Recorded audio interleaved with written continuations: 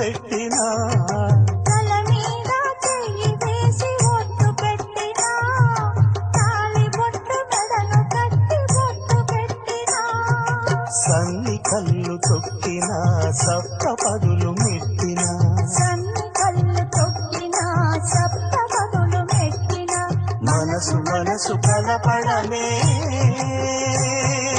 మంత్రం పరమార్థం శ్రీరస్తు శుభమస్తు శ్రీరస్తు శుభమస్తు శ్రీకారం చుట్టుకుంది పెళ్లి పుస్తకం